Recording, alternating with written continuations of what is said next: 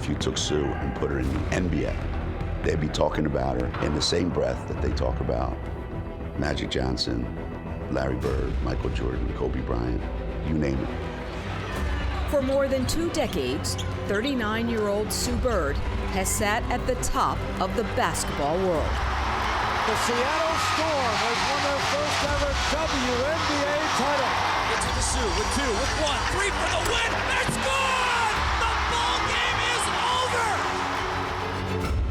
But it took much longer for her to find her voice as a leader. If you go to an NBA Instagram page and they post one picture of a WNBA player, go read the comments. You know, that's the world we live in, and that's a problem. She can really have a meaningful voice in a time where I think we need, a different perspective coming to the argument.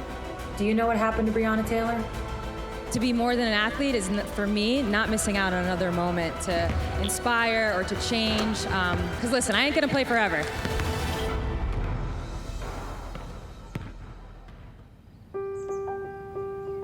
Growing up in Syosset, New York, Sue Bird's basketball journey was rooted in her passion to compete. She was just very active, always physical. Sue really ran circles around the other girls. You could see that. To me, it was just always obvious she was good. I didn't know where that would take her, but just from day one, it just seemed so natural for her. She was just ferocious. She always wanted to be number one. She's a very smart player, even at a young age. She knew the X's and O's of the game. She understood the game. But for Sue, off the hardwood, things were different. I'm not necessarily a vocal leader because I'm very shy, quiet person, but I try to lead more by example. I just always thought that Sue was mentally and emotionally and physically capable of making the choice to have people follow her to the right place. Throughout middle school and high school, Sue played on a local AAU team where she trained under Coach Cook. In September of 1995, when Sue was 14, she received this letter. A lot of the things that I have inside me as a basketball player now, I learned from Jill. She was just in that letter kind of explaining like you have the tools, you have what it takes. Like, don't let your shy personality be the reason that you don't basically make the most of this God-given ability. You can do better. You can move forward if you decide. Be the person you're supposed to be. And I still have it. So I think that tells you kind of like the significance, the importance. After her sophomore year at Syosset, Sue transferred to Christ the King High School in Queens, where Jill Cook was an assistant coach. The following 2 seasons, the team won back-to-back state titles. As a senior, Sue was named New York State Player of the Year. By the time she was a senior, it had become the Sue Bird team. I've coached probably well over 200 players. There were a few Sue Birds. Maybe she never writes that letter, maybe she never says those words to me. Maybe I just kind of float on in my career and nothing ever happens, but that was always in the back of my head.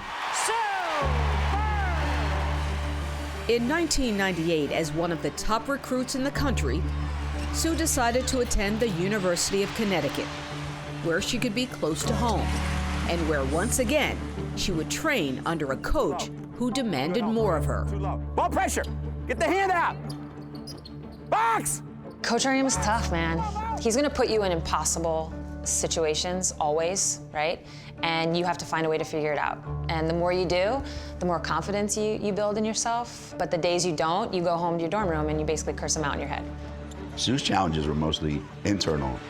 Sue's a very competitive person, I wanted her to compete against me. So I liked the competition between me and her. And I liked that I could come up with things that would challenge her.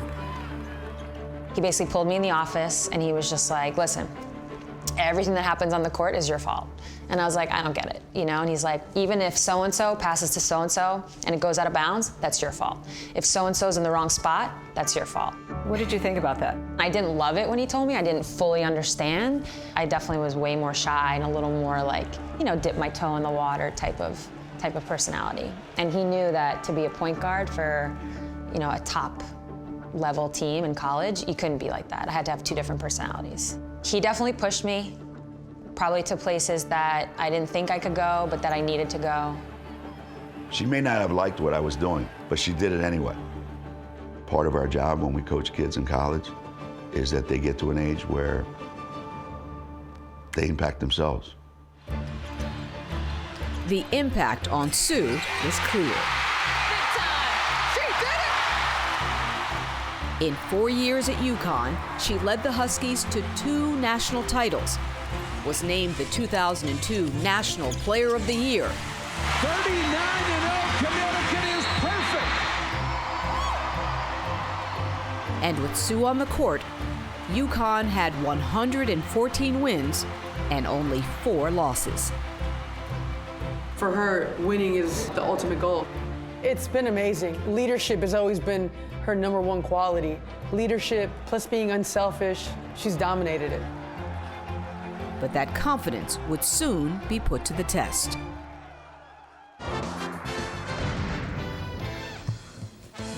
With the first pick of the 2002 WNBA draft, the Seattle Storm select Sue Bird from the University of Connecticut. I'm in this city I don't know. I'm with all these people I don't know. We lost our very first game, and I was like all mad in the locker room, and everybody's all like, "Where are you going to dinner tonight?" And I'm like, "I don't get it." You quickly adjust to that. You figure out ways. But at the time, I had no idea what I was walking into. 3,000 miles from home, surrounded by strangers, Sue struggled to be herself away from the game. Before I came out, you know, there was always the awkward like, "Oh, like, who's the lucky guy you're dating?" And it was just always like, "Oh, yeah, not yet, ha ha ha." I was staying with her, and I was sort of sleeping, and she came in, and she said, "Mom?" I said, "Yeah, what?" I woke up. She said, "I have something to tell you. You know how you like some people like men? Well, I like women the same way that some women like men." I said, "Okay." That was it. And I gave her a hug. And it was as simple as that. But the decision to tell others was not so simple. I don't think she saw herself necessarily as having a platform where she needed to do it or what value it could provide and how it could actually help people. I do have some regrets simultaneously. I know like what was happening, and it was like the WNBA was pushing like being feminine and like look at her in a dress. And it was like push, push, push, and you would hear rumors, maybe this company won't sponsor you, or I don't know if you should do that. So it was just easier not to say anything. On the court, she had no such reservations about making her presence known. Lauren, when a play is called, run it. Nobody better ever. The Sow! From 2002 to 2016, Sue won 2 WNBA titles and 3 Olympic gold medals. The Seattle Storm are the WNBA champs in 2010.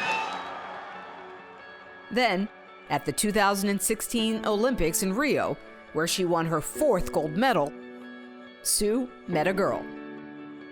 Ended up going to a few of their games, went to their after party, and then we were kind of like, we don't know each other. We're like, you know, the 2 probably biggest female sports people in Seattle. So we met up after, had dinner. And then I look over, and they're talking at a table.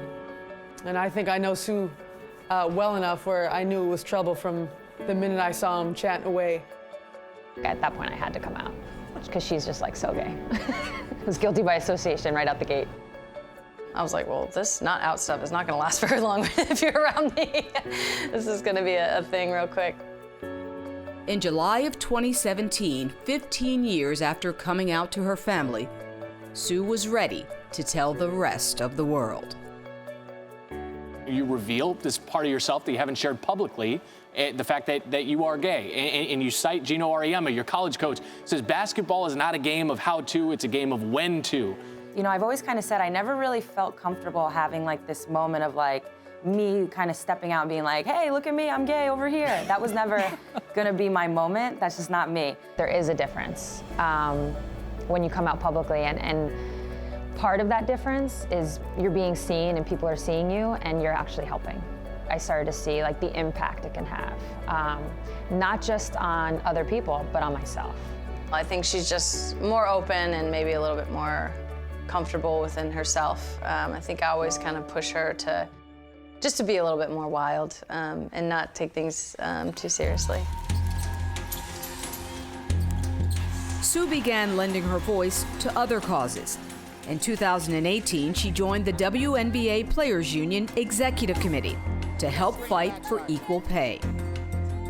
I've been like fighting this fight for the, equality part and just for really respect, to be honest, forever. And so now I just find that I'm a little more vocal about it. Well, I'm probably a lot more vocal about it. There's this misconception that we're sitting here saying, oh, we should be getting paid the same as the men. That's not what it's about at all. It's not about that at all. It's about having a fair shot at it. Later that year, her 16th season in the league, Sue would face her friend and former UConn teammate in the conference finals. For one of them, it would become a career-defining moment. Man, it still haunts me. Either she decided it or the game decided it that she was gonna have opportunities to crush us. In a decisive Game 5, Seattle was trailing Phoenix by 4 in the fourth quarter. She'd just broken her nose for like the 4th or 5th time. She didn't have that great of a game in the beginning. She comes out in the 4th quarter and she just kills it. Sue Bird! It is her night! With ice pouring out of her veins in this 4th quarter. Sue scored 14 points in that final quarter, leading her team to the WNBA Finals. To this day, blows my mind.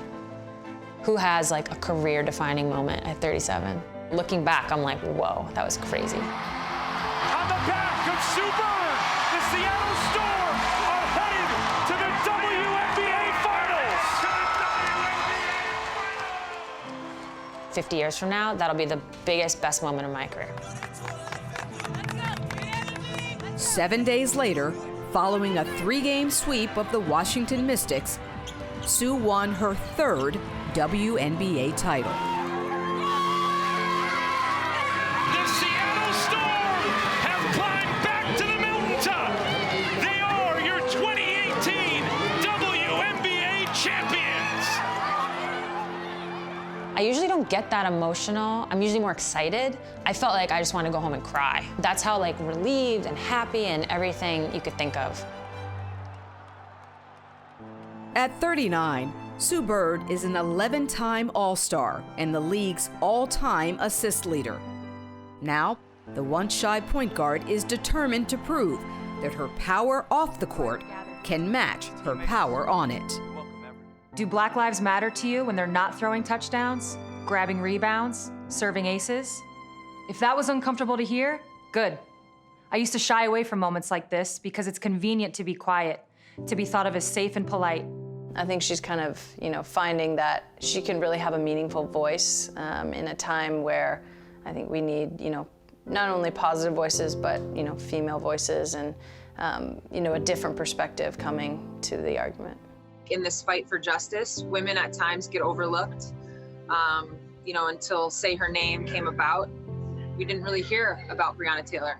For her to become more vocal at something, I think is a huge growing point for her, and I hope it'll make young women stand up for what they believe in more. Keep dribbling, keep dribbling. Do you ever want to retreat back to the shy person? No, I never want to retreat back. I couldn't go back. And there are times where it's difficult, whether it's, things people say, mean people say on social media or even in person. It's obviously, it can be difficult, but the option of either going back or just not saying it at all, it's not a trade-off I would look at.